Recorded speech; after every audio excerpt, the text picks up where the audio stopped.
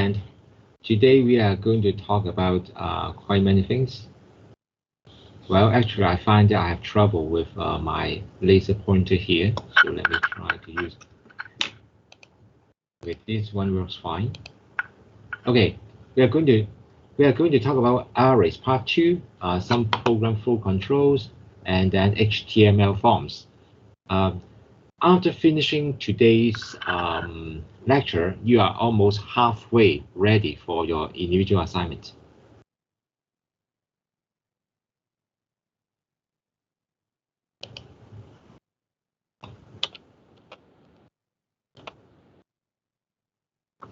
Now, so these are the objectives for today. So array part 2. If you remember, last week we talked about array part 1 already. So this is part 2. And we are saying that when you want to show arrays, you use printr. Okay, printr is a very concise way to show the contents of an array. And look at the output here. I have an array here called data stuff, and in it I inserted 2 elements. The first one has the key called name, and the value is Chuck. And the second element has the key course, and the value is WA4E. Now this array has 2 elements. Now if I want to print it, it's better to use this pretext, okay, the PRE tag. Why? Because if we omit the pre-tag, then the output will not be this nice. Okay, it will be just on one straight line. Okay, not too nice. Okay, I think now, so I think you have learned this already, right? In your semester 1. So this is obvious. When you see the pre-tag, then the browser will obey the new lines and spacings in the output. Okay. Sorry, I have to stop for a moment because the PowerPoint is trying to use its own timing. So let me stop for a while.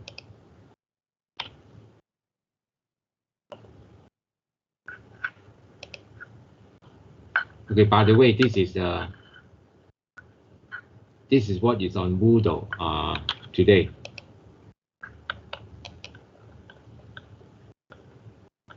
Yes, this is what is on Moodle today.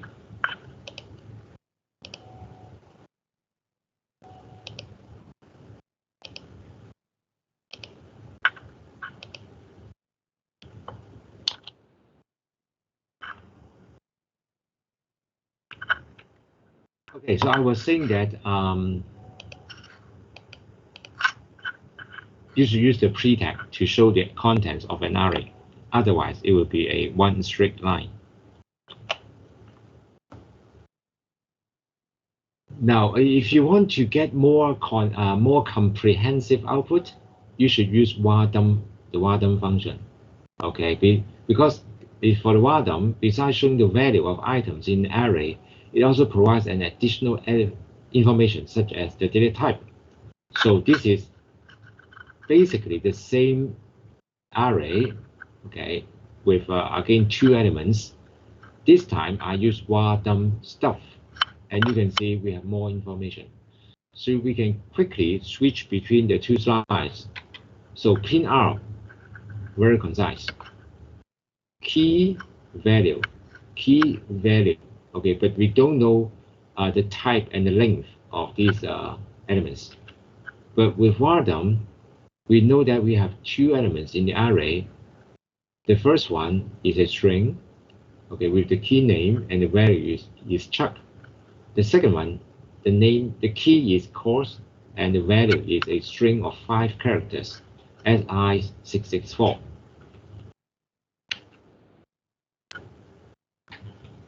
Now the key, let's look at the keys and values of array items. The value of an array can be anything. It can be strings, numbers, booleans, or even other arrays. Okay, now look at this example. This is one array. Okay, and inside this array, how many elements do we have? Let's look. Please write your answers in the chat room. Oh, someone asked, do I mean that Wadam is more useful than print out? I will have to say yes. Okay, someone just said, is Wadam more useful than print out? I would say yes.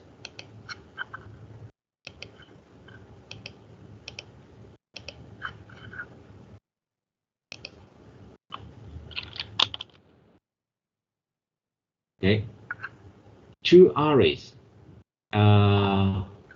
Okay, so I think the answer is correct.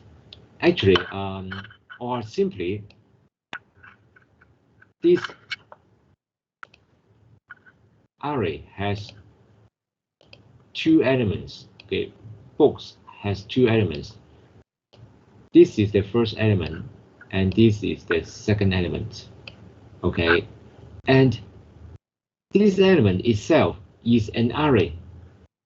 Okay, the first element itself is another array. Okay, and it has the name of this array is 1984. Okay, and the name of this array is Romeo and Juliet. Okay, and inside it there are three other elements. Okay, so there's offer, finished, and rate. Okay, and the second element, Romeo and Juliet, has only two elements, just offer and finished. And notice that finish has the type of what? Boolean. Okay, so it's here.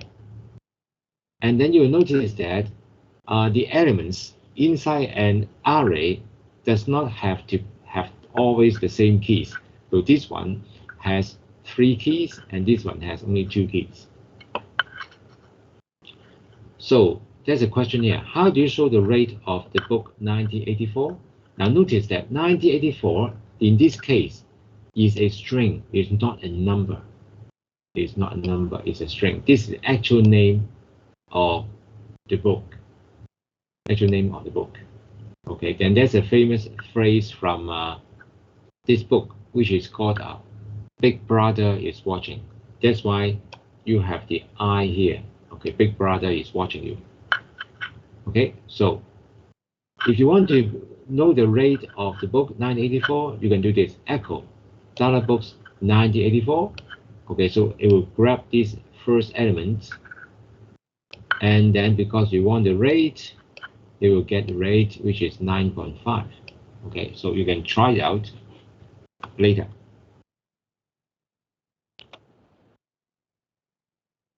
Now, so far we have been just showing constructing arrays. But what if we want to add elements to an array after we created it?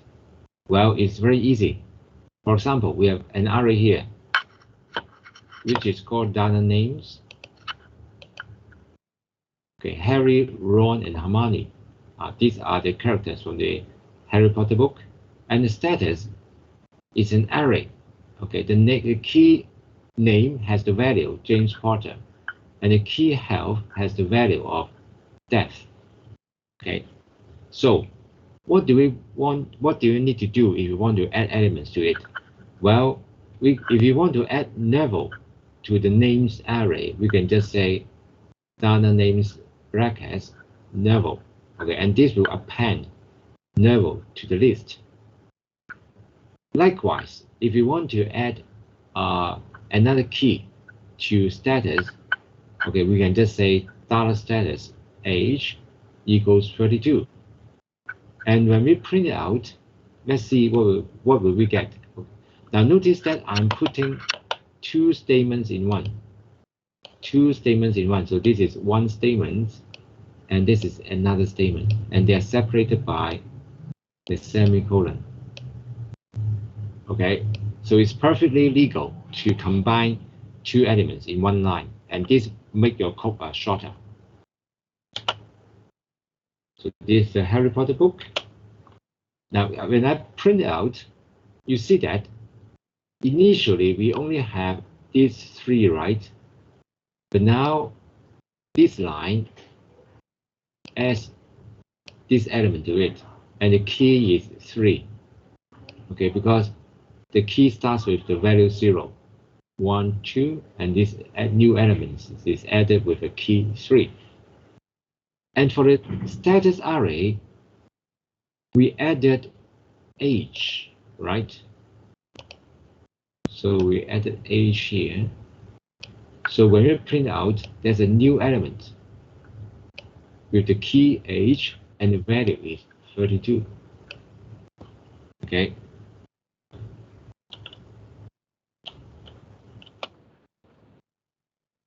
Now we talk about inserting elements, but what about removing elements? Well, it's very similar. To remove an element, sorry about that. To remove an element, we can use the unset function. Okay, so again, we have these values, this array. Okay, we can print out, and then we can try to remove this element and print it out again. Let's look at the output. So when we first start, we have these 2 elements. And then after we run the unset statement, now we only have 1. Obvious, isn't it? Very straightforward. Yeah, let's move on. Now, if you look at tutorial 2, we have used these functions already. Actually, we used basically is set. Now, why do we want to use it? Well, let me try to show you the answer first. The answer to tutorial 2. So tutorial 2. Now this is the question. So look at the question first.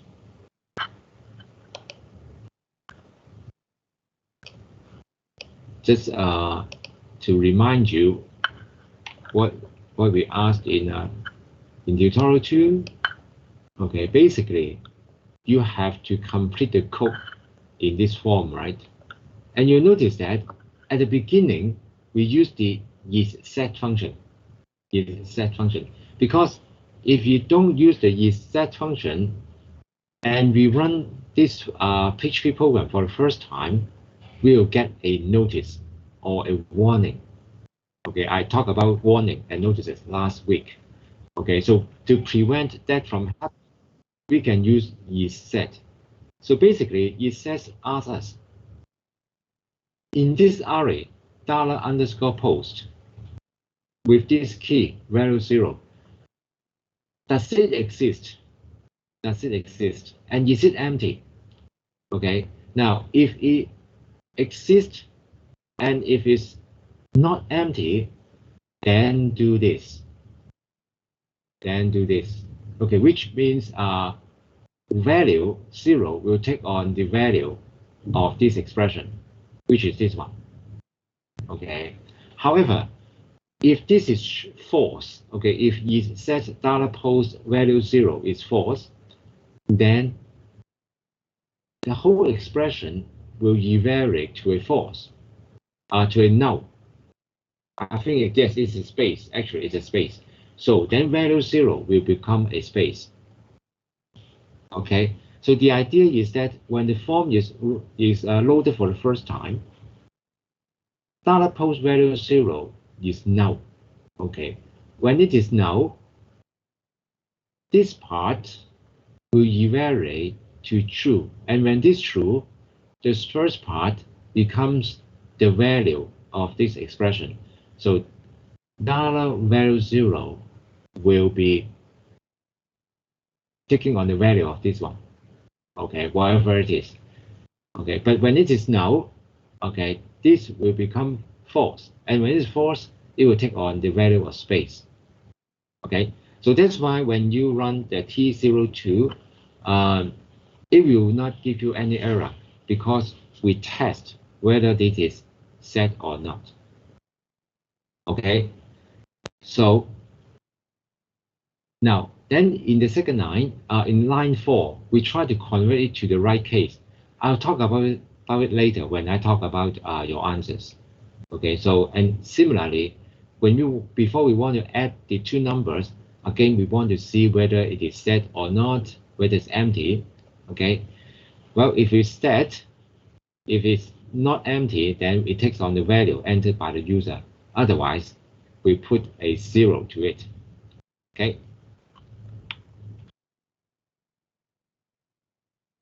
Actually, can you see the solution? I think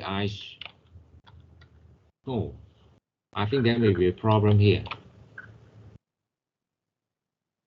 Actually, I think you didn't see the screen.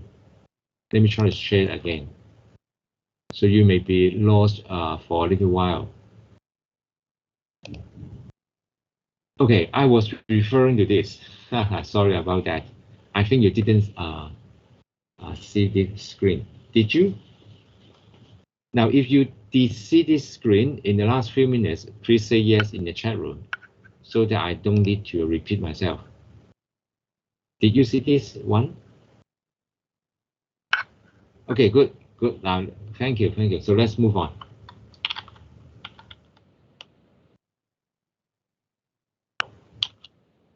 Okay, so I was saying that in the last tutorial, we already used the isSet function. Okay. Now, what about empty? Now let's explain it. So you see, there's a founding phrase. Okay, this is a set phrase. If you try to access an empty array or a non-existing element in an array, you get an error message, and this is not good. Okay. However, there are two useful functions for inquiring about the content of an array. So, if you want to know if an array contains an element at all, you can ask this.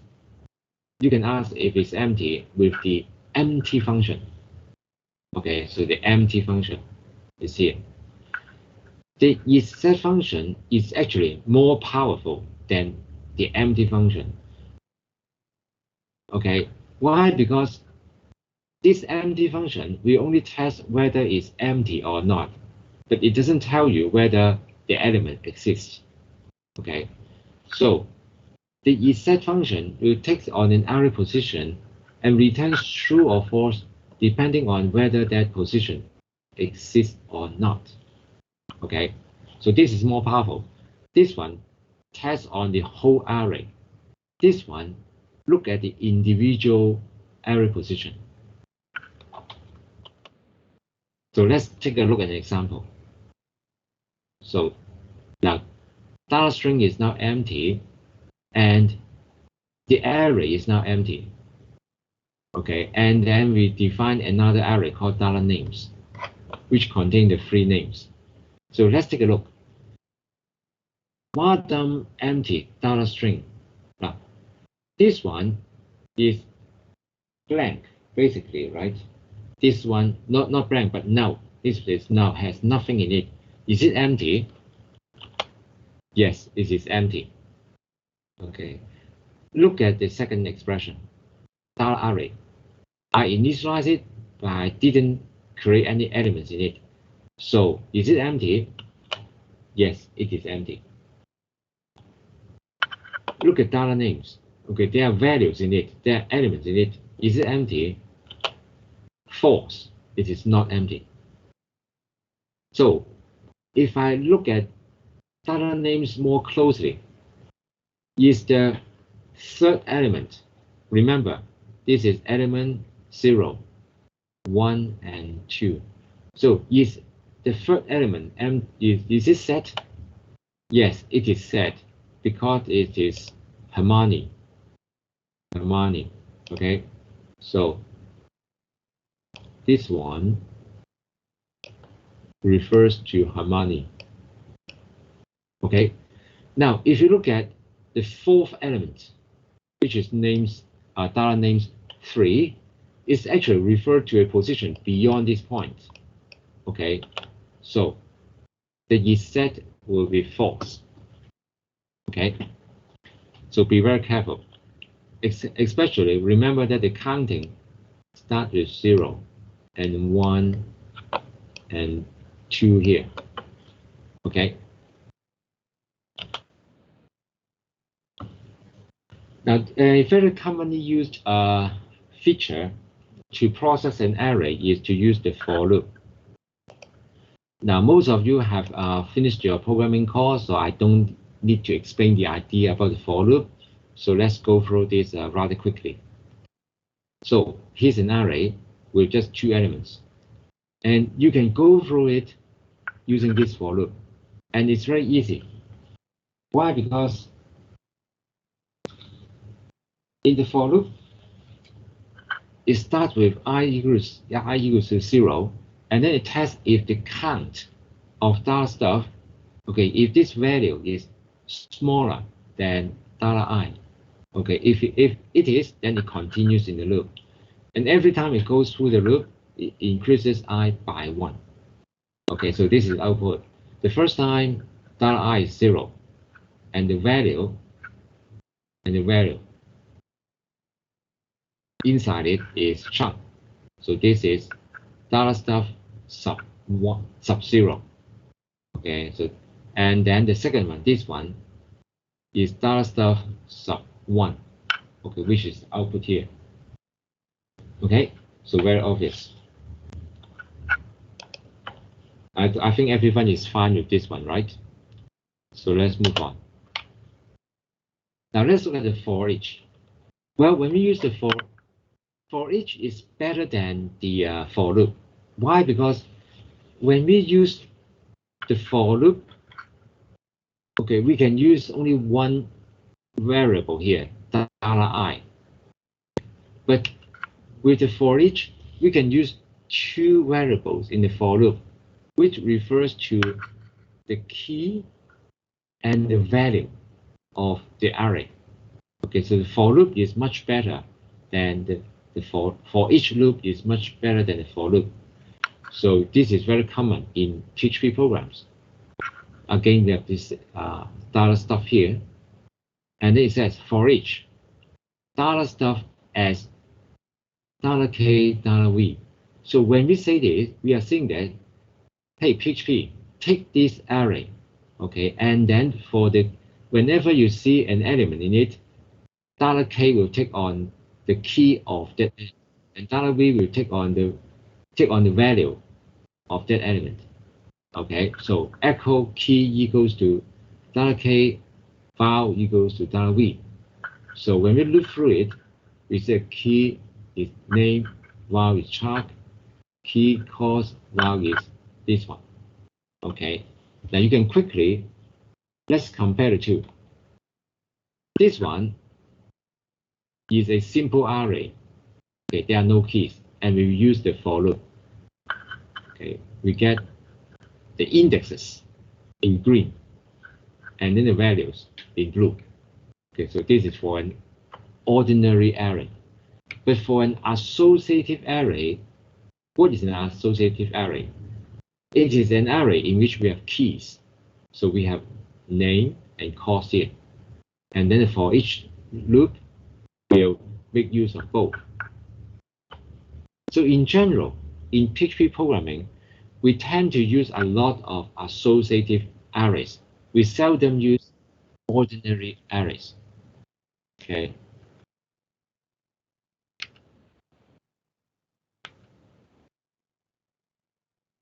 Now, can you use the for each loop through a non-associative array? And the answer is yes. This is good news, right? So, which means that if you have to remember only one loop for arrays, is the for each loop. And the construction is exactly the same. Exactly the same. $stuff, $k, $v, same thing. So as you can see, I have made use of different colors here to show you very clearly which one is which. So let's move on. Now, because arrays are so useful, there are a lot of functions in PHP for arrays. Look at here. And this is, of course, from where? From php.net. php.net. Okay, so in php.net, when you search for arrays, when you look for menu, look for arrays, you can see all these functions. And as you can see, the slider is here, which means if you slide along, there are many, many functions. Okay. So today we have seen the unset. So far, actually, we have seen some functions already. We have seen unset, which is what? Which is to remove an element from an array, right? Okay. And then there are many, many more. And today we will look at some of them, such as explode or isArray. Okay. If you want, you can also look at the other functions later. So these are the array functions we want to look at. Actually, we have seen this one, the count function. Okay, in the first version of the for loop. Okay, if we don't use the for each loop, then we have to rely on the for count function to know how many elements in an array, and then we process it. But this is rather clumsy. We seldom do it this way. We use the for each loop. Okay, and then the isArray function tests whether if a variable is an array. Oh wow, this is a very useful function, sorting. Okay, there are three sorting functions basically: the sort, the k-sort, and the a-sort. Now, interestingly, if you just sort an array, you are going to lose the keys. So I don't think this is too useful. Okay, unless you don't really mind the keys. More often, we use the k-sort on the a-sort. Now, the k-sort sorts the array using the key. The a-sort sorts the array by the values of the elements, but not the key. Now, the key association is kept. Okay, this may sound confusing to you for now, but we'll look at some examples.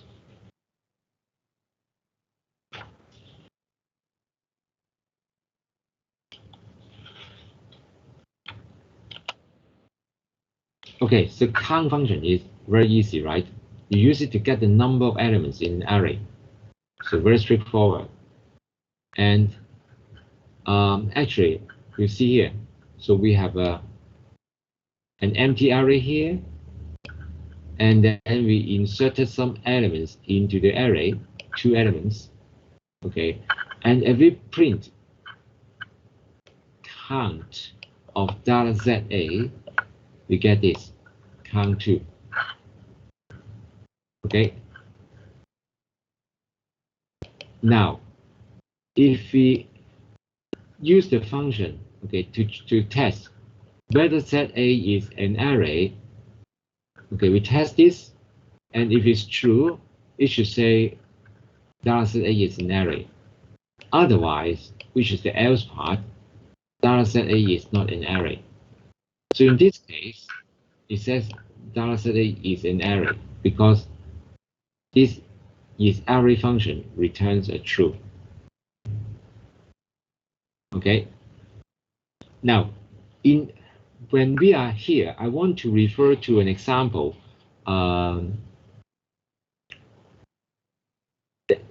in your.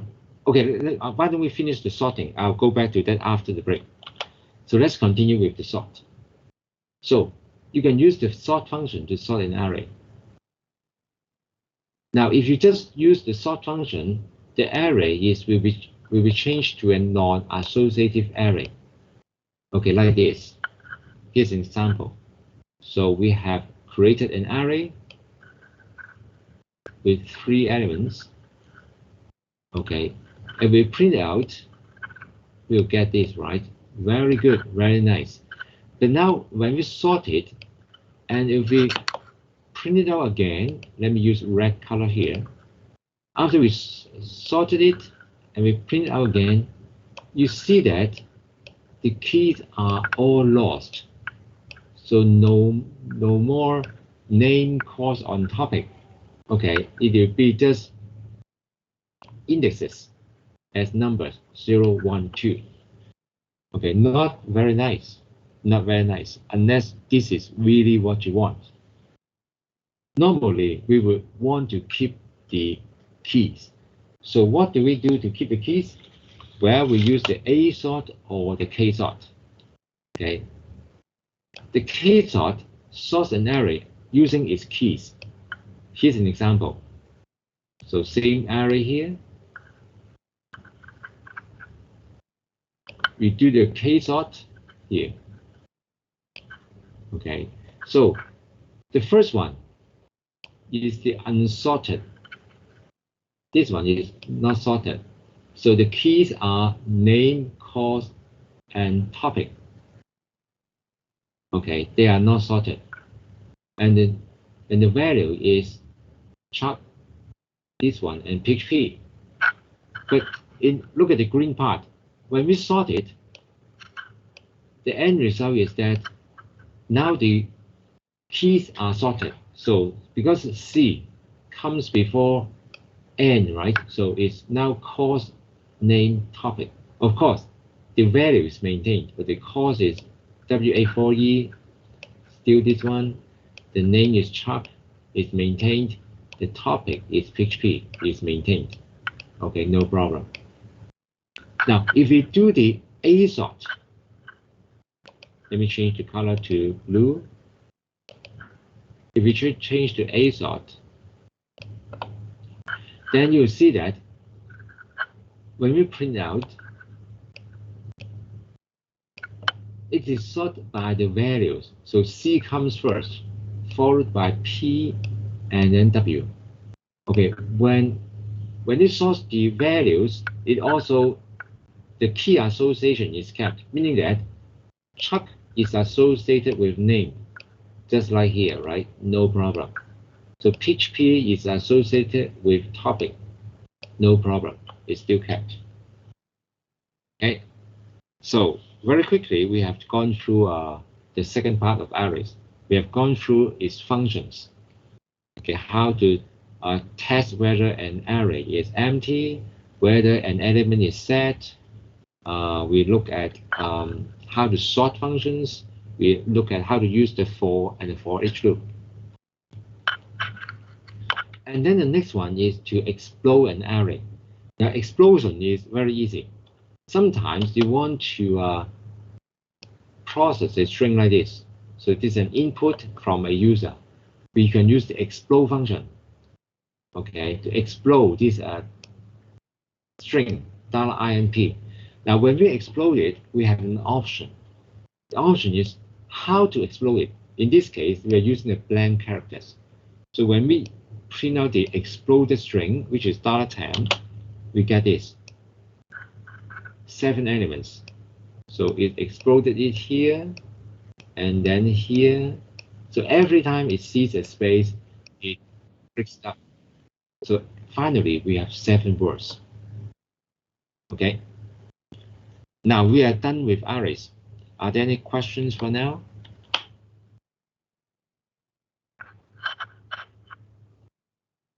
How about we want to sort an array in ascending order? Okay, I think in descending order. Well, that's a very good question. You can find it out in the PHP documentation. Okay, maybe I can show you after the break. So let's take a break first, and then we will resume after 5 minutes. Okay, so this is lecture 3, and then let's take, how about 10 minutes? Okay, 5 minutes too short. Take 10 minutes. I should say take a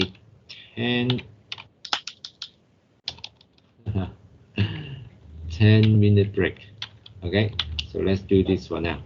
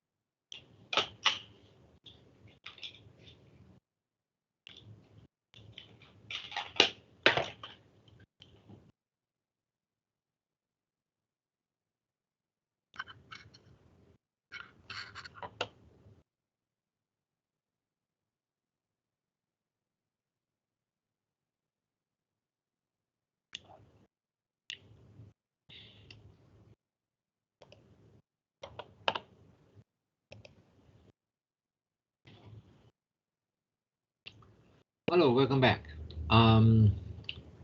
Okay, very good. I see that some students try to answer the questions, which is very good. That's the wrong screen. This is the right screen. So let's look at the chat room here. Okay, so very good question. How about if you want to sort an array or key in descending order? Okay, someone offered an answer. Okay, you can use the R sort, K R sort, and A R sort descending. Very good, very good. Now, if you remember, okay, let me try to show you. Actually, we can do this. Yes. Now, let's look at our tutorial 2. Yes, tutorial 2. Okay.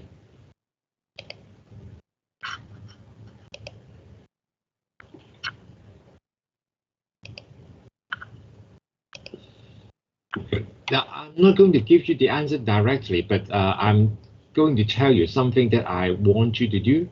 Okay. Now, you remember in tutorial 2, you are to search, okay, to search the internet for an answer. Okay. And what do you need to search? You need to search for something that will convert the names very nicely, such as if the user enters Chen Taiman, the program should show Chen Taiman with the first letter in uppercase. Okay, in uppercase. Okay. So when I look at tutorial 2 submissions, so sometimes the students will use so-called big letter. Actually, they are referring to the lowercase c versus the uppercase c. Okay, so this one is called the lowercase. Okay, and then this one is called the uppercase or capital. So big letter is not the correct name. Okay, although I know what you mean, but it's not big letter. It is actually capital or uppercase. Oh, sorry, uppercase. Typo here. Okay. Now the point is, I would like you to do search. Okay, and when you search it, you should find that the correct answer should be UC words.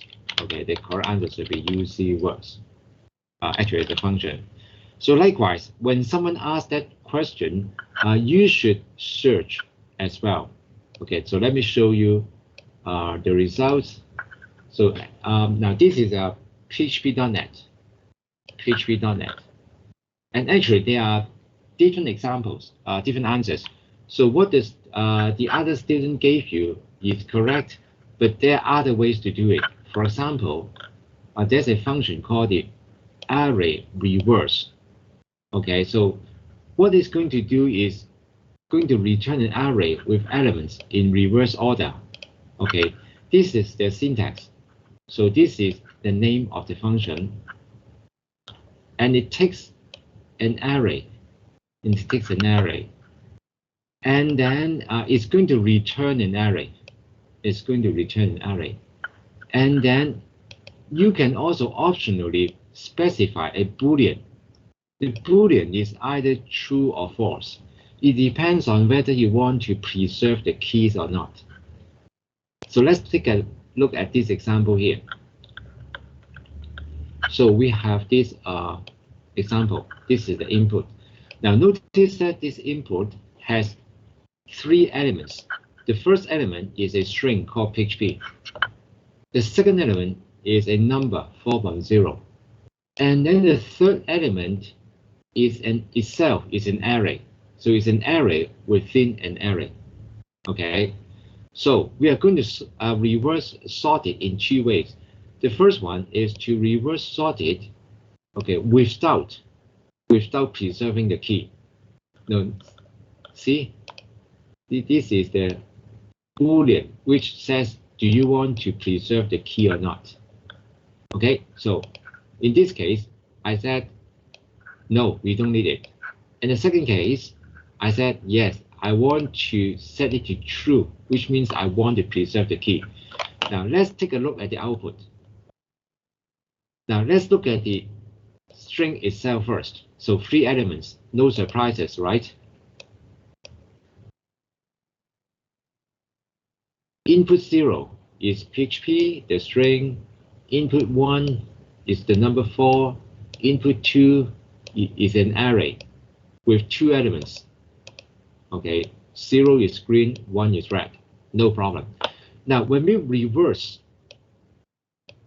use array reverse to reverse this array and put it into $reverse, and then we print out, what do we get?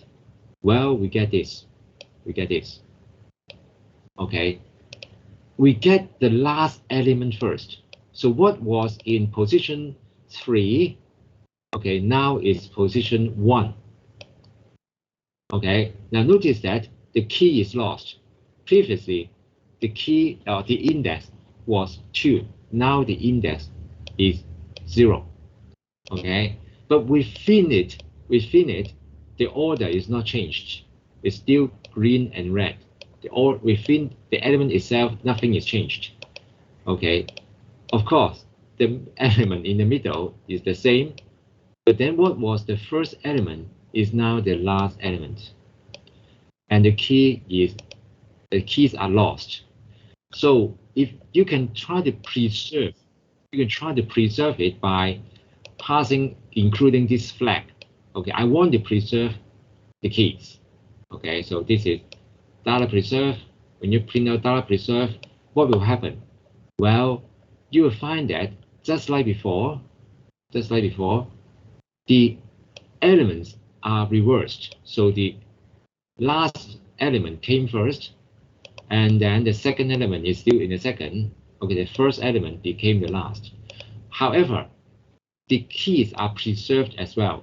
So this 2 is preserved because it was 2 here, right, in the original array. Okay, so you get the idea. So that's one way of doing it. And then the second way of doing it is actually what the student suggested. You can use the R sort. Okay, so as you can see, we have this array containing elements lemon, orange, banana, and apple. As you can see, this is not sorted in any order. And now you can do the R sort, which means to reverse sort it. And then you can use the for each loop, which we just learned today, and print out. And when you print out, you find out that now it's in reverse order. Why? Because apple, with the letter A, is now at the bottom, and then banana, and then lemon, and then orange. So now it's in reverse order. Okay, and then you can see that the keys are not preserved. So previously, orange has an index of 1. Now it has the index of 0. Okay, now the fruits have been sorted in reverse alphabetical order. Okay, and as what was mentioned, okay, you can get the reverse sort. You can do the reverse sort, okay, and maintaining the index position. Okay, so very good answer by Chen Yik-tung. Okay, very good. Well, actually, what I wanted to show you is that you can find this answer. Okay, either you have extremely good memory, we don't have very good memories, right? But actually, you could have found this answer by just Googling it. Okay, you can do PHP sort array descending, and then you can find the answer. Okay, and then notice that usually when I look at your assignments, many of you will use W3 Schools.com, which is very good. but the official answer is from php.net. Okay, because in W3 schools, they will just tell you the answer, but then they will not tell you what are the possible options or the versions are they applicable. Let's take a look at this. Now, look at this answer, PHP sorting arrays. It just tells you, now these are the functions available for sorting. But it will not tell you which versions they are available in. Okay, are they available in the latest version, like version 8, or in the previous version, version 7 or version 5? It does not tell you, right? That's why there's still a need to go back to the PHP documentation.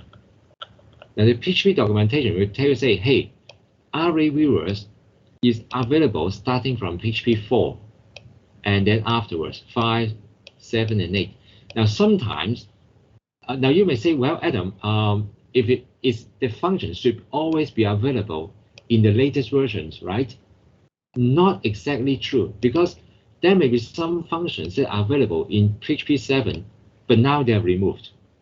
Okay, so be careful.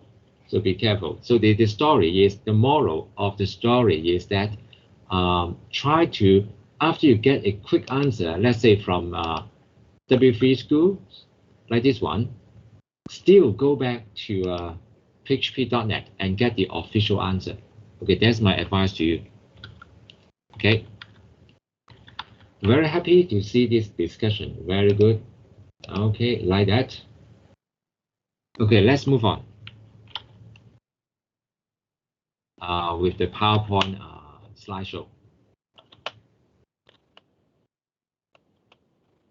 Now let's move on to control structures. Now, control structures are extremely important because if you want to do anything meaningful in PHP or whatever program, you need controls. So by controls, I mean branching or testing some conditions, looping, and so on. And the very basic one is the if statement. Okay, now notice that the if statement usually is followed by one simple statement. If you want to have with multiple statements to execute, use the braces. Use the braces. So as you can see, if the braces are missing, now if the braces are missing, then there will be errors. Okay, now in this case, it's still okay because it's very clear, right? If, else, and then. But sometimes, if you miss the braces, the meaning will be changed, and then it will be wrong. Now, another point is that the white space doesn't matter. So this same block here, this one here, can be written exactly as this. And PHP, the PHP processor, we have no problem with it. These two blocks of code are exactly the same. I mean to PHP, but to the person reading it, wow, this is horrible, right? Okay, do not write it this way. It's horrible. Write it in this way. Okay. Now that also brings bring me to T02, the one you did last time. See, it says there's an error in the following code. Try to fix it. Do you know where the error is? Now the error is actually the answer is provided in here. Okay, so if I open a new tab, this is the answer.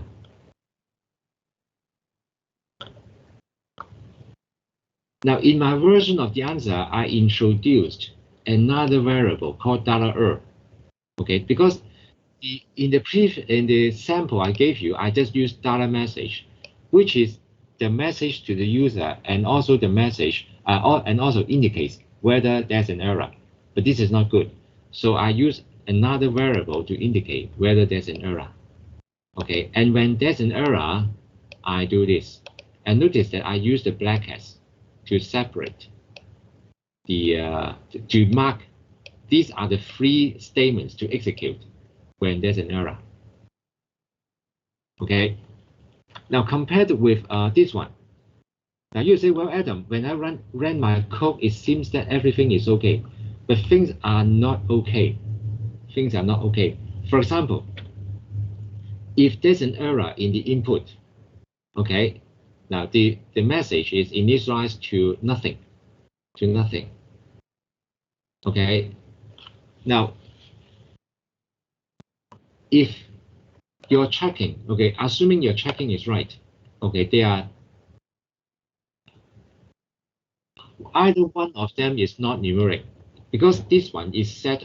The message will get some value only if $value1 and $value2 are both numeric, right? Then this will get set. Otherwise, this message will be nothing. And this message is nothing, then if there are no brackets, it will only skip this line. It will skip the first line only. It still echo answer is, okay, it's good. It still print answer colon something, which does not make sense.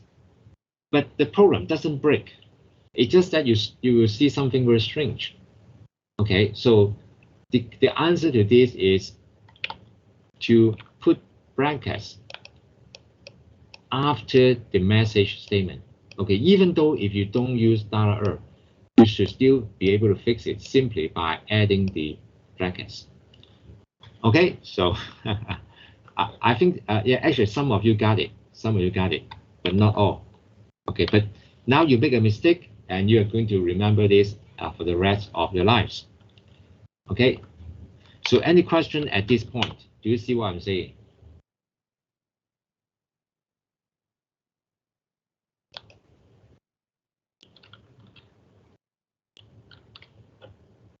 So I'll reply it. Yes, very good.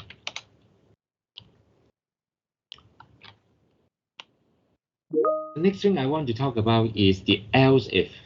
Okay, in the previous statement, we have the else, right? I assume all of you are okay with the else, but then we have else if.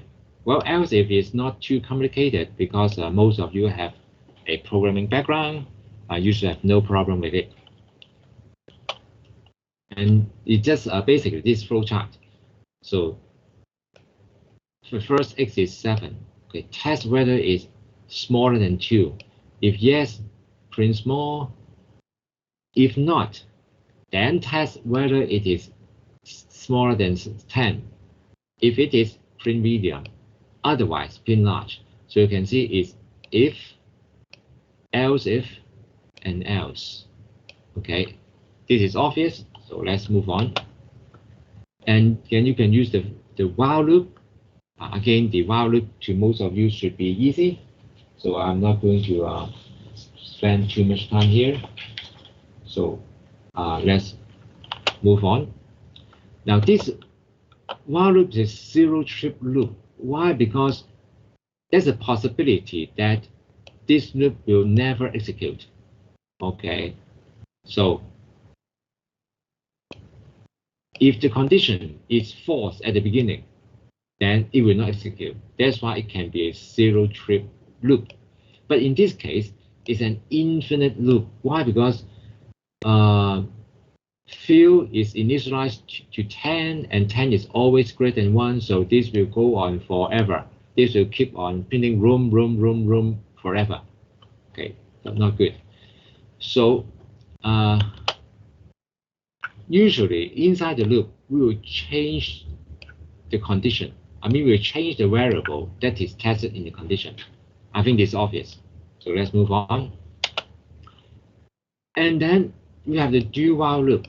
Now the do while loop is a one trip loop, which means that it will do at least once. It will do at least once. It will execute the test after the first iteration. So no matter, regardless of the value of count, regardless of this one will always be printed at least once. Okay. Again, this should be obvious, so let's move on.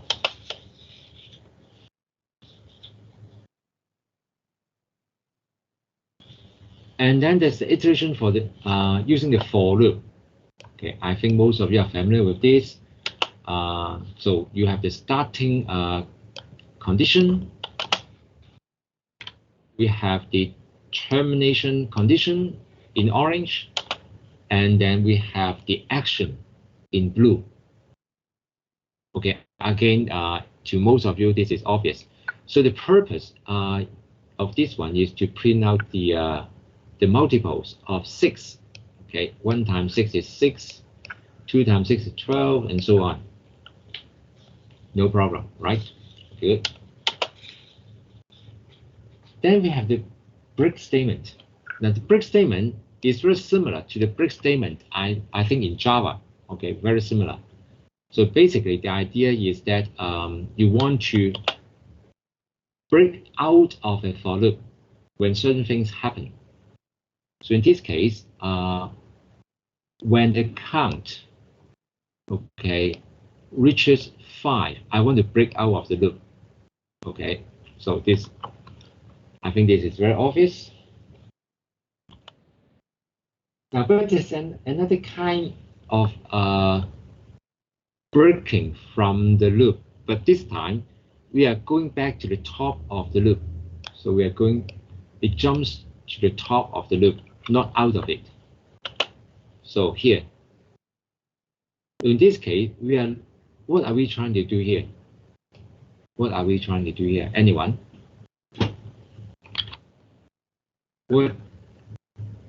What's the purpose of this loop? What are we printing here? We are trying to find out numbers that are even. Yes, we are checking if the numbers are even. Okay, and to avoid, someone said to avoid even numbers, and we are checking if the number is even. Very good. Okay, so if it's even, we skip it. We skip it. Okay, very good. Very good. Okay, again, it's obvious. And then finally, let's look at global variables. Global variables. Now we said that PHP is a very informal language. It's free. You can use variables without declaring variables. We have been saying that in PHP you can use variables without declaring them first. Okay, but you may get a warning or sometimes call a notice from the server. Okay, now I said may because it depends on the setting of the server.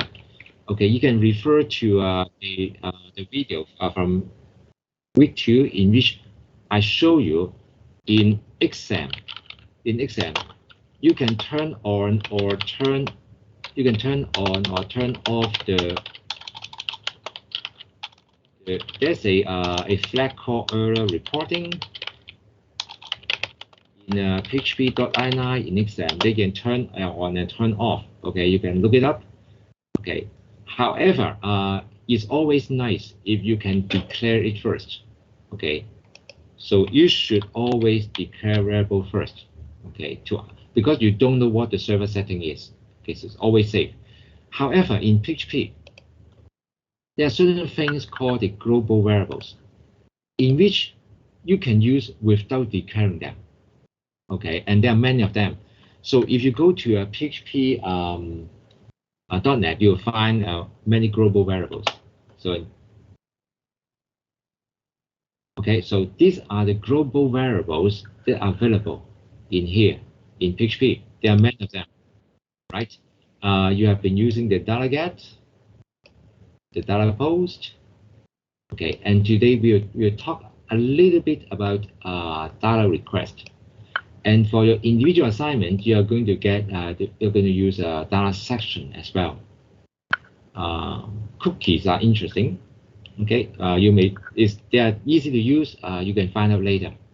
Anyway, so now the goal of the PHP is for interacting with HTTP, right? Therefore, building web applications. So the PHP will process the incoming HTTP request based on the protocol specifications and drops the data into various superglobal variables, usually arrays. Wow, this is a very long sentence, right? Very long sentence and complicated. But actually, it's very easy. So let's look at the following so-called global variables: data get, data post, and data request. Now, this is a very simple form. Okay, this is form. Okay, there's no action here. There's no action attribute. So by default, the action is what? Is a guess. It's a get, sorry. So in this line, the default action attribute has the value of get. Okay, so by default, the data will be sent to the server using get. Okay, so this is the form. There's only one input field called the name is guess. Okay, ID is guess. Okay, and this is it. So this is submit button here. Very simple. Okay. So by default, the get method is used by browser to send the data. So the form is displayed like this. So the user enters the number 12, and when the user clicks submit, what do you see? Well, this is actually what I asked in tutorial submission 1. The request, the parameter will be added to the request when it is sent to the server. So previously the request was only this, but now it added this question mark guess equals 12. Okay. So on the server side, when this sent back to itself, what will happen? Well, we can actually add this part, okay, to print out this global variable. Okay, so PHP will put all the input into this global variable. Well, actually, it's put into a global variable called $_get, and the key is guess, and the value is 12. Okay, now I want to refer to tutorial number 1. Why? Because I observed something very interesting. So if you go back to tutorial number 1, actually I put down the answer here.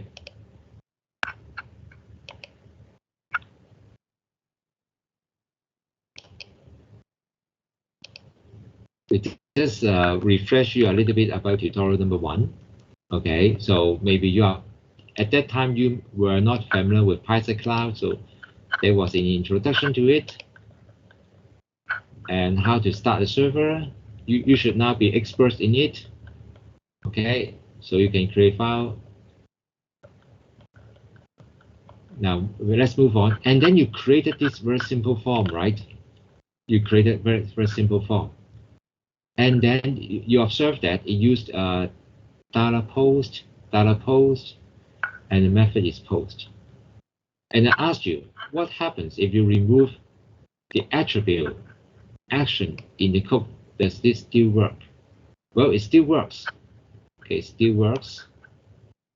Okay, if the attribute action in the code is missing, PHP replaces it with the current file name. In this case, it assumes that it is addition with PHP, which is itself, right? Because this is the name of the file. Okay, no problem. Everybody get that. Okay. Change the code so that the values entered by user will stay in the form. That's easy. That's easy. Just put some echo statements here. Very good. That's easy. So basically, you put the value here. you put the echo. Okay, now, but I show two ways of putting the echo. The first one is to use the normal PHP text, and this is a shorthand. Okay, the shorthand is, as you can see, is very neat, right? If you have a lot of PHP code, this one is very long, and this one is very neat. Okay, so the final part, I want to look at the final part. Change the method from post to get. What differences do you observe? Now notice that it's plural form. You should observe two differences. Okay. The first observation is that the form should be processed correctly as before. Okay, but the parameters are shown in the URL when the form is submitted. For example, if the user entered 34 and 18 as value 1 and value 2, then the URL will be the same as the one below. So I use bold faces here. I use bold to show you that this is the difference. Okay, however, some of you did not change this to get. Some of you changed the method to get, but not this. So now for those students, I will not mark them as wrong. Okay, I just give you as a comment that you should change this to post as well. Okay, that's the one thing I want to mention. So if you change this to get, you should change this to get as well. If this is post, this should be post. Now that brings us to the $request variable. $request variable. Okay, so let's go back to the slides. If you use post, here, then the input will be put into the $post super global, but not $get. So this is obvious, right? Now we are using post, and when we print it, the post, the $post array will have value, but not $get. This is obvious. This is very obvious. So the way that PHP is doing it is that when the browser passes the HTTP request, when the get is used, it will pass on something like this. The parameter is in the URL, and this is not good because then it will be seen by other people. Okay, and then the user may put in something here that your form does not want. Okay, so this is not good. There's a security issue here. And if you use the post, then the parameters will not be shown in the URL. It's more secure. Okay, and then it says it's URL encoded, and then the content link is 13, and so on, and the parameter is here. Okay. Now, as I said before, sometimes the form may use get, sometimes it may use post. Then as a programmer, you may find it easy to use the $request super global. So it's an associative array that by default contains the contents of $get, $post, and $cookie, which means that you don't need to care. You don't need to know whether the form is using post or get. Okay, so let's go back to 33. Yes, here. So as the programmer, okay, you don't need to check whether it's post or get. You can always use $_request. You always get the data you want. Okay, as long as the name is correct. But there may be problems with this approach. Sorry. Now, the variables in the $_request may be modified by the remote user and cannot be trusted. And then the presence and order of variables listed in this array is defined according to the PHP request order and variable order in configuration directives. So where are the configuration directives? Well, this is one of the things that server management will do. Now, what I'm saying is that because the cookie and the data get may have the same name. Now, we haven't covered cookies now, but later on you'll find that you may have an input form with a field called guest, but you can also put a cookie on the user's on the client computer with the same name, and it becomes very confusing. So if you refer to data request, are we referring to the guest from the form or the guest from the cookie? Okay, so this is available, but I don't encourage you to use it. Okay.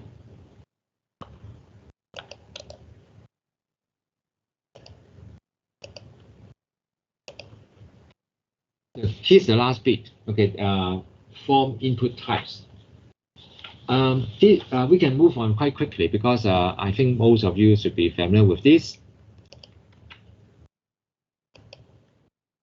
So these are the different input types that we see in all kinds of forms, like this one. There are many input types, and in this week's tutorial, you are going to create a very similar form, and then you will do some kind of simple processing. Now the first one is very simple. Text and password fields, very standard, right? So there's an account field, there's a password field, and there's a name. Each of these have different names. So this is a text input field, password input field, and another text input field with different names. So the account is here, the password is here. When it's password, the value will not be shown, and then you can see that when the PHP file gets the input from this form, this is the $post array. Post account will be Beth, like here. Post PW will be 1234 here, which is password. Post Nick will be BK. Okay, very obvious. The color should make it easy to see, right? Okay, very simple. And they are all text. So password is basically another text field, but the value will not be shown to the user. Otherwise, every person walking by will see their password. Obvious. Now, radio buttons. Now, what are radio buttons? They are like this. So you click one button, it will turn off the other. These are radio buttons. So these must have the same name in the HTML form, and they don't need to be next to one another. Mostly they are placed to one another, but as long as they have the same name, they don't need to be together. However, that will be very, very confusing. So my advice is try to put them as close together as possible. So the important thing is here that we give them the right type, radio, and they have the same name.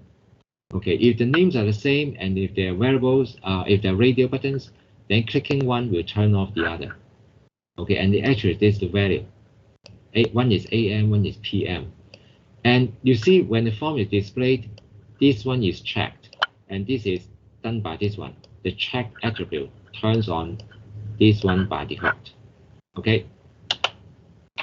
So when this form is submitted, when you print out the $post sub-when will contain PM. It will contain the value from this field.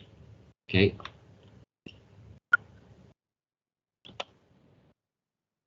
Now from checkboxes. Now what are checkboxes? Checkboxes are like this. As you can see, in radio buttons, only one value can be returned. Okay. If you compare with the previous one, which is hang on for a second.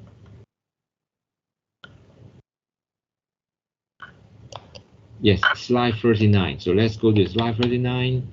Now, radio buttons, only one can be active at a time. But with checkboxes, the user can select more than one.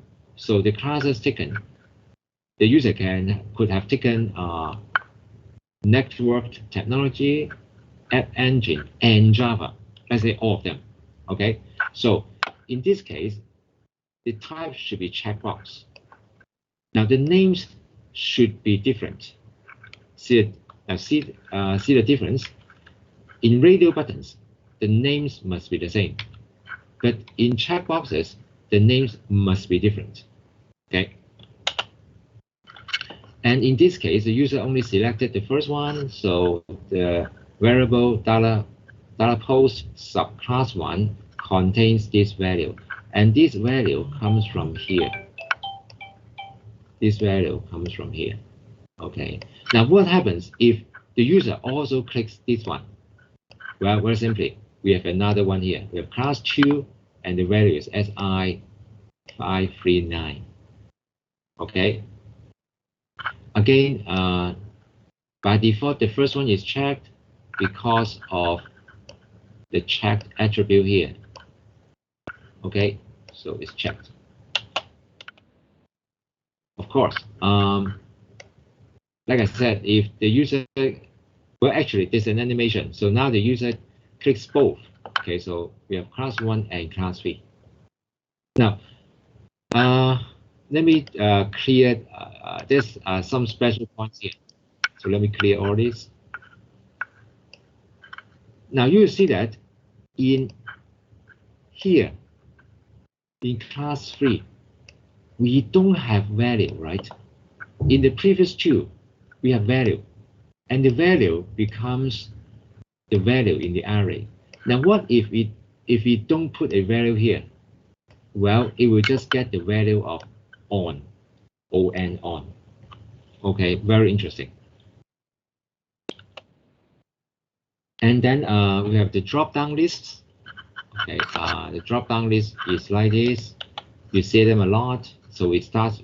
And the first one is please select. So the user will see this, and then say they see this up and down arrows. Then they will try to click, and then they will see an expanded list with all these things.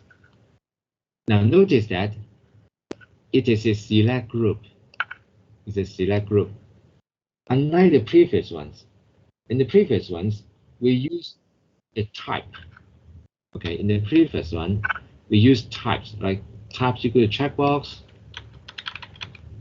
types equal to radio, right? Okay. But in so this is slide 39, in the slide 40, in checkboxes, we use type. Okay, in slide 41, we use the select group, so they are different. Okay, the select group is for drop-down boxes like this one. Okay, and then when you store, when this is passed on to the $post array, it is passed as a single value with the index that is selected.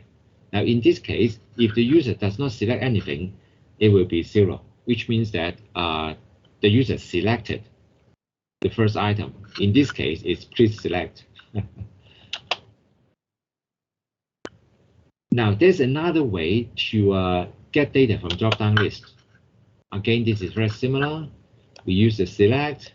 Okay, but in this case, we use actual values here. Okay, see a difference? So in slide 41, you see we put values here 1, 2, 3, 4, 5. Okay, in slide 42, sorry, 42, we put not numbers but actual values in here. Now this may make your program easier to maintain, you may say, because chips is chips. Okay, peanuts is peanuts. And if you want it to be selected by default, you can use this select attribute here. So that's why when this is shown, it does not show please select. Instead, it will show peanuts as selected. And then when it is sent to PHP file, the value of this element is peanuts. Okay, it's easier to maintain, because if you keep adding things to the list, and sometimes you may add it into the middle, right? And then the numbers may change and it may have different values. And if you use the one in slide for this one, it becomes very confusing. So previously, 3 means Mountain Dew. And if you add another one, 3 becomes the new item. And this becomes very, very confusing. So method 2 is preferred in most cases. Do you agree? Do you agree? Do you like method 1 or method 2? Anyone?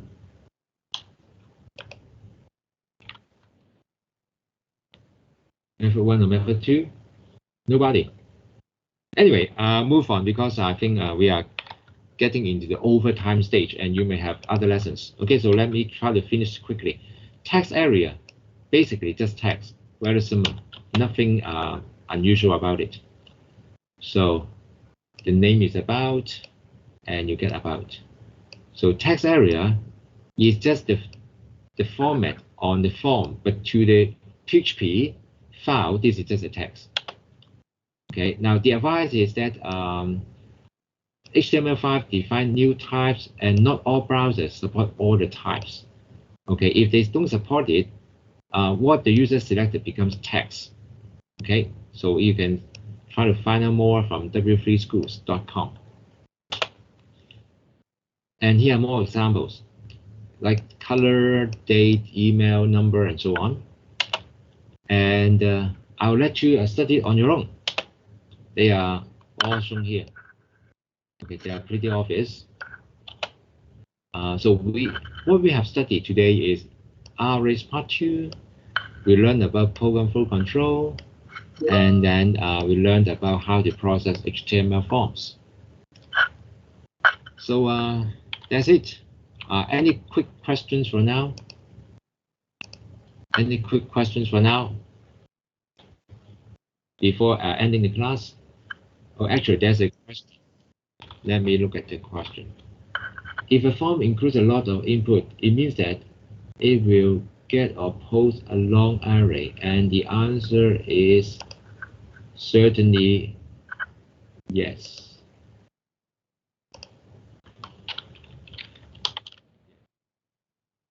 PHP are good at arrays.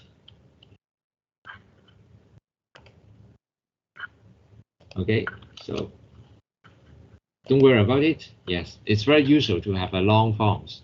Well, the long arrays is not a problem for PHP, but actually it can be a problem for the user. Okay, so if you are entering a very long form and you may make mistakes, you may click the you may end the browser by mistake, you may close the browser by mistake, or you may click the reset button by mistake. So it's not good. So it's more a problem to the user than to PHP. So keep the form short. You may break it down into smaller pages. So I suggest you break long forms into smaller pages. Okay. Are there any other questions? Okay, if not, then very good. Thank you. And wow, actually, let's take a quick look at the tutorial for today. Alvin will guide you through it again in the lab. Well, it's another 2%. It's another 2% of your subject grade.